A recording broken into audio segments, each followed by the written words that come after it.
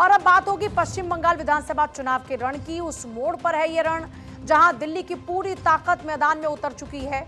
आसनसोल की सड़कों पर कल जो जन सैलाब उमड़ा उसने दिल्ली तक हलचल मचा दी। खुद पीएम मोदी ने दावा किया कि बंगाल अब विकास की राजनीति चुन चुका है और अब पीएम मोदी के बाद मोर्चा संभाल लिया है बीजेपी के चाणक्य यानी अमित शाह ने। आसनसोल की सड़कों पर पैर रखने तक की जगह नहीं थी। कल जब प्रधानमंत्री नरेंद्र मोदी का काफिला निकला तो फूलों की बारिश और जय श्री राम का उद्घोष ये नजर आ रहा था। आज पीएम मोदी ने सोशल मीडिया प्लेटफॉर्म एक्स पर इस रोड शो की झलकियां साझा की।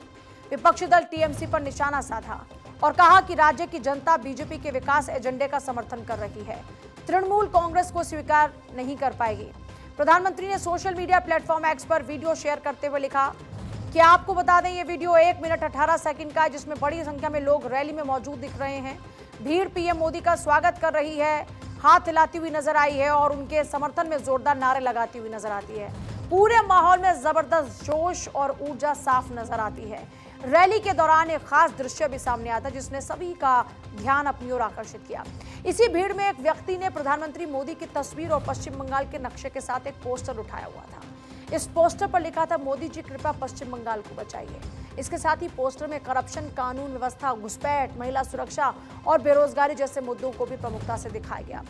ये वही मुद्दे हैं जिन पर बीजेपी लगातार राज्य की सत्ताधारी टीएमसी सरकार को घेरती रही। रैली में पीएम मोदी ने तृणमूल कांग्रेस सरकार पर जमकर निशाना साधा।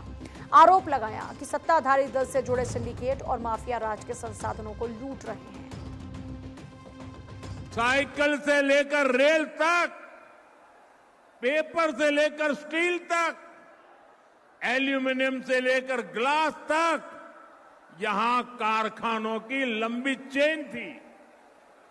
पूरे देश से लोग यहां काम करने आते थे, लेकिन आज यहां उद्योगों का लगातार पलायन हो रहा है। यहां के युवाओं को घर छोड़कर बाहर जाना पड़ रहा है। पूरे बंगाल का यही हाल है। पूरा बंगाल इसी संकट से घिरा है।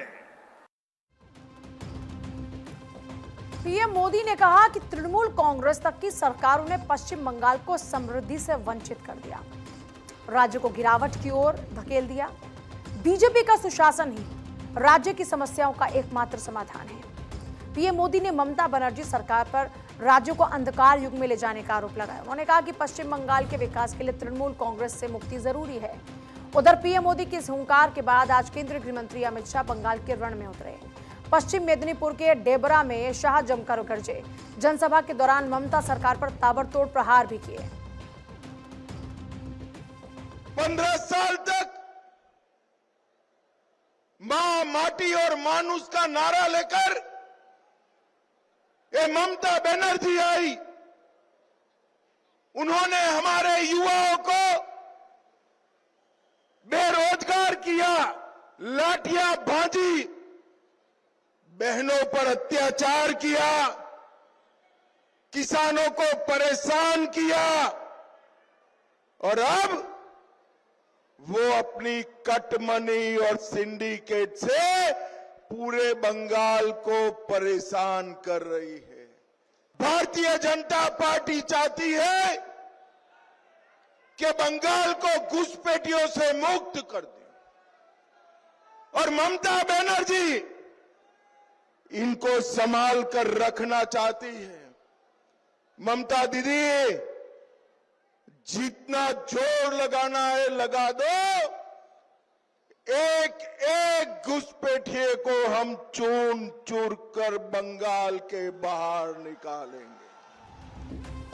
और इसके बाद खड़गपुर में अमित शाह ने मेगा रोड शो किया। इस दौरान बीजेपी कार्यकर्ताओं का जोश बंगाल की जनता के चेहरे की खुशी ये बताती कि कैसे बंगाल में परिवर्तन की हवा को जनता महसूस कर रही है जो इस वक्त बह रही है।